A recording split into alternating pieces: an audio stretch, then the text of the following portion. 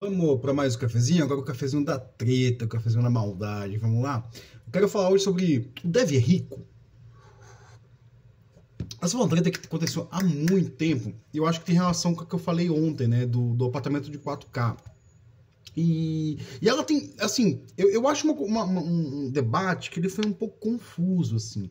Primeiro que a galera foi debater um negócio que não é do mundo dev, sem ver o que a galera debate na sociologia, por exemplo, né? Então, assim, o dev é rico?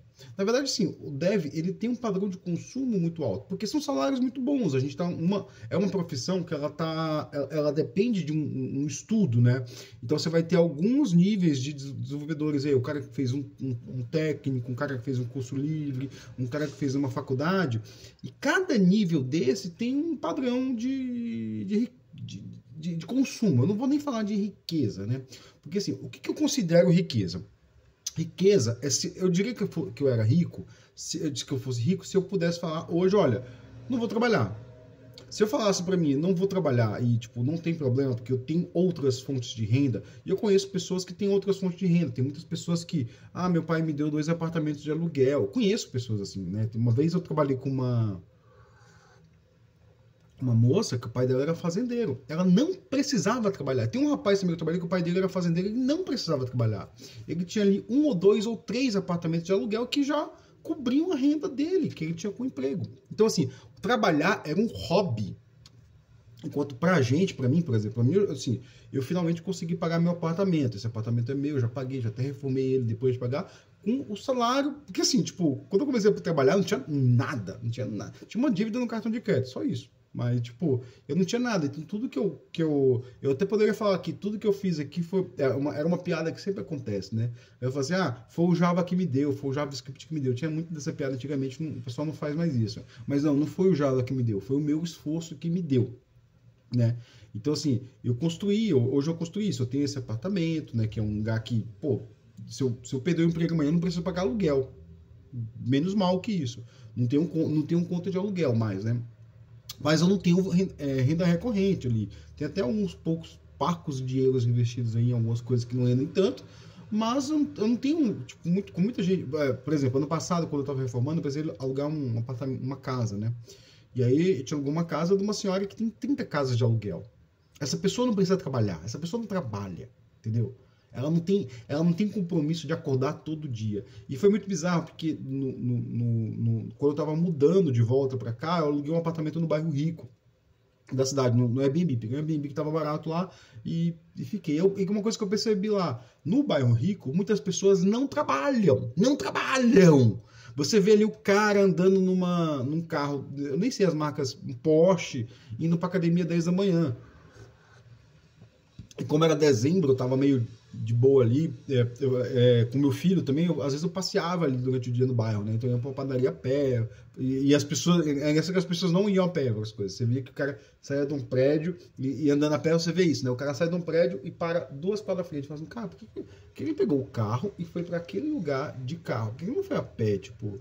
eu acho até mais rápido ir a pé, porque você desce, não tem que pegar carro, não tem que ligar carro, não tem que procurar estacionamento, você vai só. Mas foi uma coisa que eu percebi. O rico, ele não tem obrigação de trabalhar. Então, assim, se o dev é rico, ele pode até ser, mas assim, desde que ele não tem obrigação de trabalhar. Se ele fala todo dia, putz, vamos ter que trabalhar, vou ter que... É difícil, aí ele não é rico, ele é só alguém endinheirado, alguém que tem um padrão de consumo. Então, a primeira coisa que tem que diferenciar é riqueza de padrão de consumo. Então, a riqueza, ela é algo que te garante um sustento que seja mesmo dissociado do trabalho. Então, alguém que é rico, ele tem um sustento dissociado do trabalho.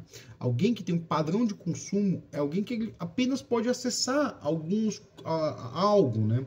Então, assim, é muito comum a gente achar que tem um padrão de consumo igual, porque a gente tem os mesmos carros, a gente tem as mesmas roupas, a gente tem... Mas a gente não tem o mesmo padrão de consumo, não tem, porque você acaba dependendo do seu trabalho, a outra pessoa não depende. O trabalho dela é um hobby, né?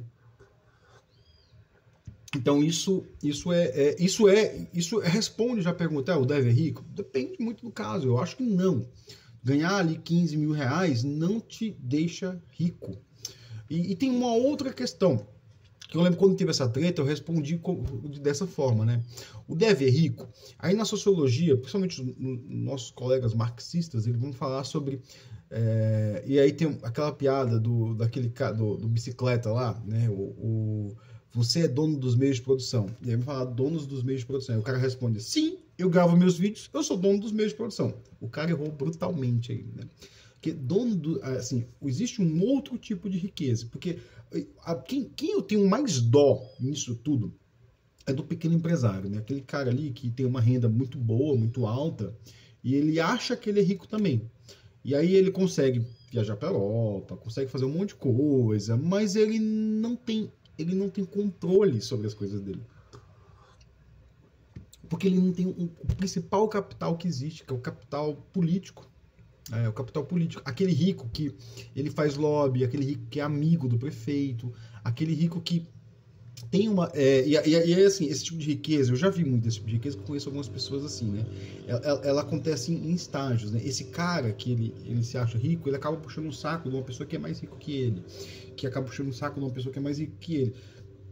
É o antigo sistema de suzerano e vassalo da Idade Média, só que meio que mais bonito, né? Ali, tipo, o cara é rico, mas ele depende de uma outra pessoa. E aí vai ter aquelas pessoas que não dependem de ninguém, né? Tanto que, assim, tinha um senador, que eu não sei se ele tá vivo, né? O Pedro Simon, que ele sempre falava que existem no Brasil 52 famílias que controlam o destino do Brasil.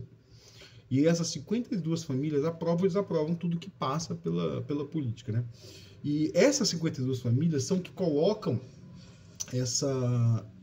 a nossa economia, que definem os rumos da nossa economia. Por mais que a gente eleja o governo tal, eles vão acabar, de alguma forma, dependendo porque eles têm muito capital político. É a família dona do jornal, dona da TV, dona de alguma coisa muito grande aí que a gente nem sabe, né? É até engraçado, esses dias saiu aquela notícia bizarra no Fantástico da bilionária que levou o golpe do motorista, que a gente descobre que os bilionários brasileiros, né, não são aquela coisa, o cara que se fez lá porque inventou a startup. Não, os bilionários brasileiros, aquele tipo de pessoa. Aquela mulher, na verdade, ela casou com um bilionário e aí herdou toda a fortuna do cara, porque o cara não tinha filhos. E hoje ela tá aí, não tem ninguém para herdar a fortuna dela, né? É uma coisa assim, né? Os bilionários do Brasil. São pessoas que foram herdando, né? Assim, eu sou um pouco mais velho, né? Que a grande maioria dos devs. Eu tenho 40 anos, né? 41 agora. E quando eu era adolescente, se falava muito do grande playboy do Brasil, um cara chamado Jorginho Guinle, que o pai dele era um alto industrial, né? Aí não pense que o pai dele se fez na indústria. Provavelmente o pai dele era um alto cafeicultor que virou alto industrial, né? Sempre acontece isso, né? A gente acha, não, a pessoa se fez na indústria. Não, o cara simplesmente era um grande cafeicultor ali que se fez na indústria. Ou o cara já era de uma família influente em outro lugar, veio pro Brasil, continuou com uma família influente aqui, e isso acontece, né? E aí o cara era um cara que ele decidiu gastar toda a fortuna da família dele. Ele disse, não vou ter filho, eu vou gastar toda a fortuna. Ele viveu viveu muito bem, né? E aí, só que ele errou nos cálculos, ele viveu muito. E aí chegou aos 80 e muitos lá, porque assim, você não tem ideia, mas quando eu era pequeno, assim, a mentalidade das pessoas era que 60 anos era muito idoso, e as pessoas morreriam aos 60 anos, né? Até porque, assim, você pega a geração da minha bisavó, ela morreu aos 60 anos. A geração da minha avó morreu aos 90 anos, depois dos 90 anos, né? Então você tem 30 anos aí sim, 30 anos muito bem, porque assim, 60 você está bem de saúde, né? Hoje você está bem de saúde, naquela época você não estava, né? Então, alguém que tem 60 hoje está bem de saúde, 70 está bem de saúde, né? E aí o cara errou no cálculo, ele falou que errou no cálculo. E ele teve que trabalhar aos 70 anos. E foi engraçado, vai trabalhar do quê? Ele foi trabalhar de guia turístico, né? Que aí que chegava, guia turístico não, agência de turismo, né? E chegava o alto rico brasileiro, chegava e falava assim, olha, eu quero conhecer o Egito. Aí ele botava o hotel, os restaurantes que a pessoa tinha que conhecer, onde ele ia visitar, organizava tudo. Ele meio que era um cicerone, né, da viagem do cara e ficava aqui no Brasil, né? Então esse é o tipo de rico, né? Assim, e aí quando eu falo voltando um pouquinho aqui, quando eu falo de donos dos meios de produção, né? Eu não, né? Os marxistas, né? Falam de donos dos meios de produção. Tá falando dessas pessoas que conseguem controlar a economia, né? produção é economia. Economia é que produz, né? Então, assim, você pensa na economia brasileira, tipo, você pensa no supermercado, de onde vem as coisas, né? Tenta pensar de onde vem tudo do supermercado, de onde vem tudo que você consome, né? Não é uma coisa individual, existe toda uma... A mentalidade hoje, a gente tem que pensar tudo no individual, mas tem uma certa coletividade ali. Quem que é a empresa ali que faz o transporte da carga, quem que é a empresa que produz o arroz, a empresa que produz o feijão, a empresa que produz a carne, né? Você não vai entrar num mercado desse, dominar um mercado desse muito fácil, né? Isso acontece muito raramente, né? E, por exemplo, aconteceu com TI, né? Computação. Por isso que a gente tem uma nova elite no mundo. Esses bilionários que a gente idolatra é uma nova elite. Eles não conseguem entrar na antiga elite. Tanto que eu sempre imagino assim, esses conflitos políticos da última década, como essa nova elite tentando dominar a antiga elite, né? Você pega ali o Elon Musk, o Bezos, o Zuckerberg, e eles não, você vê que eles não vão para Davos, é muito raro eles ir para Davos, aquele fórum dos super ricos, né? Eles não vão porque eles se acham superiores, né? Eu não sei se eles não vão porque não são convidados ou porque eles não falam que vão, mas assim, no fórum dos super ricos eles não estão, né? E é sempre interessante acompanhar o fórum dos super ricos, né? Sempre lá, janeirão sempre tem lá, o pessoal vai pra Suíça lá, fica num lugar que você não consegue nem pagar um chiclete o seu padrão de consumo não vai conseguir pagar nem um chiclete no posto de gasolina, né? E aí você vai ver lá o super rico andando de ônibus lá, porque... Não, brincadeira, não sei se eles andam de ônibus, mas é muito interessante acompanhar esses fóruns aí. Pelo menos ler as notícias da época que eles estão discutindo, né? Eles estão discutindo, sabe o que, inclusive? Devemos taxar a nós outros não, nós outros pobres, nós outros bilionários. Eles estão discutindo isso, né? Porque o bilionário, ele não é burro. Ele não é burro que esses caras aí como o Musk. Ele não é burro, cara. Ele sabe que a desigualdade no mundo está aumentando absurdamente nos últimos 50 anos. Então, por isso que eu falo que assim, esses caras que sempre foram ricos, eles estão falando em, por favor, taxem a nós outros. Nós queremos ser taxados para diminuir a desigualdade. Porque sabe o que acontece quando a desigualdade cresce muito na história? Eu te digo, guilhotina. A história mostra isso. Se a desigualdade cresce muito, a guilhotina volta a funcionar. E aí a gente viu lá, assim, o que a gente vive hoje, a gente chama de modernidade, começou lá, quando os franceses olharam assim e falaram assim, ó, estamos trabalhando demais e ganhando de menos, vamos guilhotinar essa galera. E guilhotinaram todo mundo. Tanto que a gente viu nas Olimpíadas aí. Então os ricos, eles sabem disso, porque eles descendem dessa galera que guilhotinou os outros. E que foi guilhotinada, né? Só que esses novos ricos do Vale do Silício, eles acham que podem controlar a nós outros mesmo, a nós. E podem, porque eles têm meios, têm mecanismos, eles têm técnica de controle, né? Então eles acham que, sim, a desigualdade pode crescer e nós podemos controlar isso. Mas, né, só o futuro dirá o que vai acontecer. Eu espero que esse cafezinho tenha trazido alguma luz para essa treta aí.